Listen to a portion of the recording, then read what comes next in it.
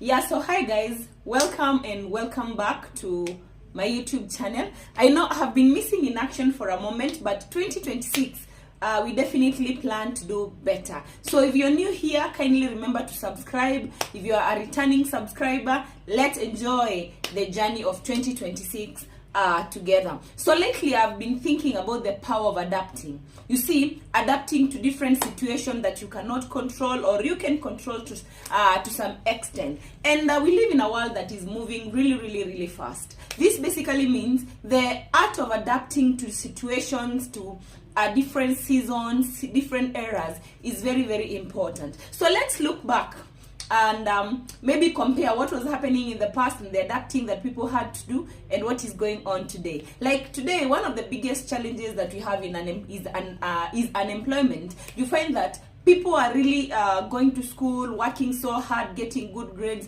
but the moment you graduate and come out of the into the real world, there are no jobs. You need money, there are bills to be paid, there are dreams. Especially our generation, we are big dreamers, but the money is limited. So how did we get here? Is this a problem that can be solved? Is it a problem that is man-made, or is it a catastrophe that we cannot control, that we cannot even think about solving? So sometimes back I was thinking about how we got here and maybe what we can be able to do to keep going and becoming better. So I was thinking about before civilization. Let's say before colonialism, what was happening? Africans were not going to school. Africans, there was no money to trade with, and there was a way of life that was comfortable for most. We still had rich people, poor people, we still had leaders, followers, everyone, every category of people was there in the society. So you'll think about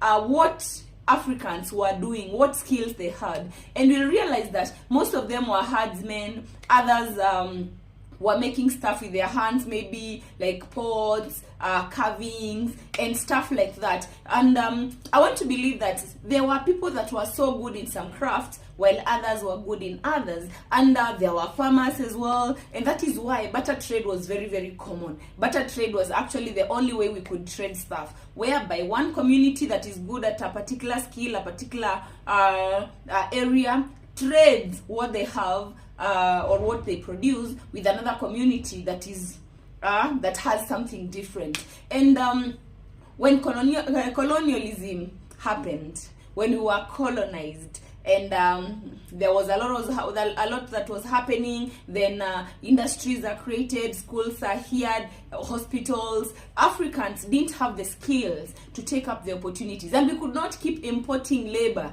from the West. So what happens? I believe that is when Africans were advised, go to school, get good grades, you're going to get good jobs and make money. Remember, right now people can now trade with money. So now I want to believe that we Africans had to adapt to that particular situation. Imagine if we refused to go to school.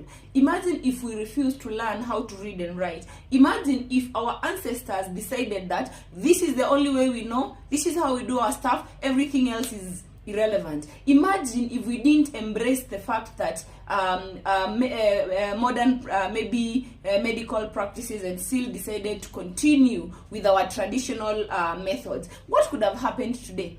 But we are enjoying what we are enjoying today because there was a shift and people adapted and took that up. Maybe there was a little bit of resistance here and there. Maybe some people took it up faster than others, but fact is, over time we were able to adapt that, and it became our new way of life. Now a child is born, they are taken to school, they study hard, they graduate from the university, they get jobs, and I want to believe that then getting a job was not a problem because there are dispensaries, we need medics, there are schools, we need teachers. What has happened today is that the table has turned. We do not have as many opportunities as before. So it will be an injustice for us to continue advising people to go to school with the hope of getting a good job and getting rich. Actually, what we should encourage people is to go to school and get literate. At least learn, get exposed to the world, understand different perspectives.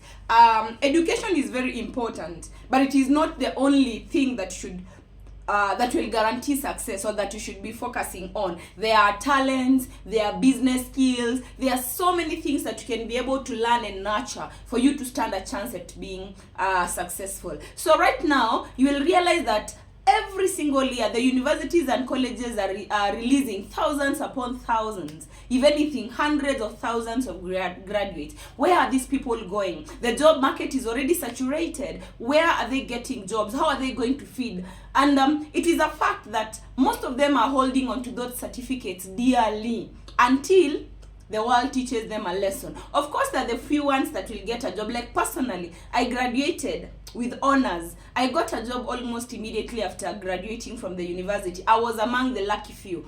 But now the problem was the pay. I was earning so little that even paying my bills was a big problem. I was earning 25,000 a month.